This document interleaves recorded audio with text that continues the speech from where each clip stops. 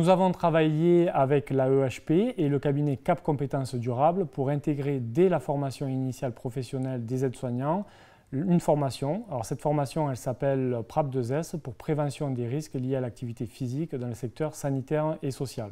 Alors cette action, elle s'inscrit à la fois dans notre programme d'action régional à destination des jeunes qui constituent une population vulnérable vis-à-vis des accidents du travail.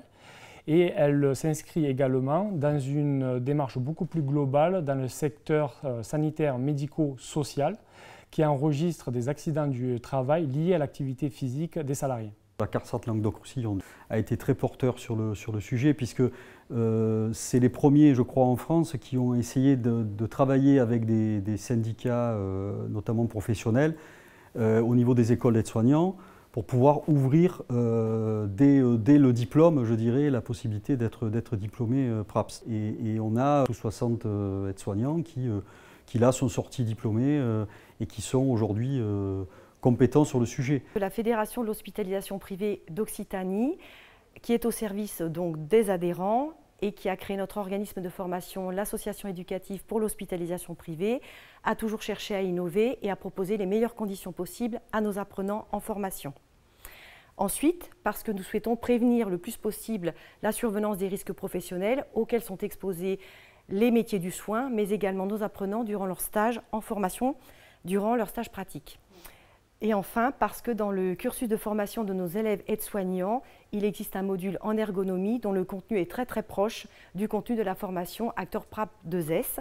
Donc c'est pourquoi le rapprochement entre les deux a semblé une évidence pour nos équipes pédagogiques.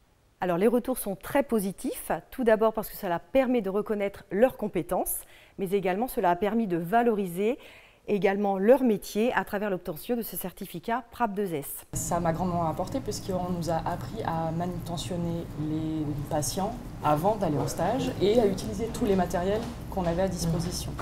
Et grâce à cette formation, j'ai pu me rendre compte que les patients avaient des capacités restantes et on pouvait s'aider de ces capacités pour ne pas se blesser et pour préserver l'autonomie aussi des patients.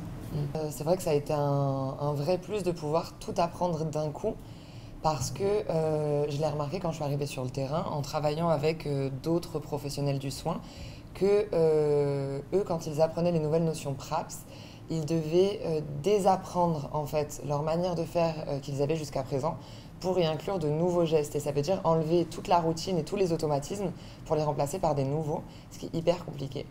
Alors que nous, en fait, on a vraiment eu tout d'un coup.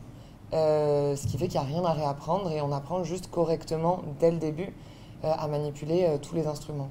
L'intérêt de personnel formé à la PRAP2S dès l'arrivée dans l'établissement, d'abord ça permet d'avoir des gens qui sont immédiatement au point sur le sujet et donc on ne perd pas de temps, ils sont tout de suite disponibles et applicables. On est en plus dans une profession où on a des grosses difficultés de recrutement.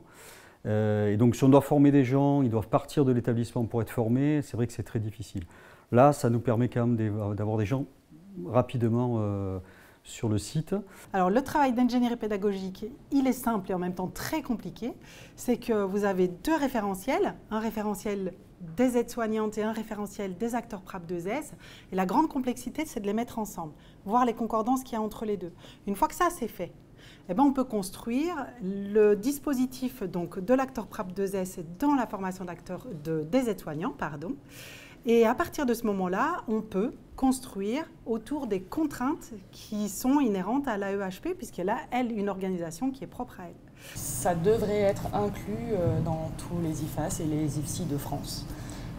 Tout simplement parce que j'ai pu voir en fait, que mes futurs collègues sont déjà au bout physiquement. Et elles n'ont même pas 30 ans. Donc si en amont on fait de la prévention, on apprend les bons gestes, les bonnes pratiques, derrière ça évitera beaucoup d'usure du personnel et des arrêts de travail, etc.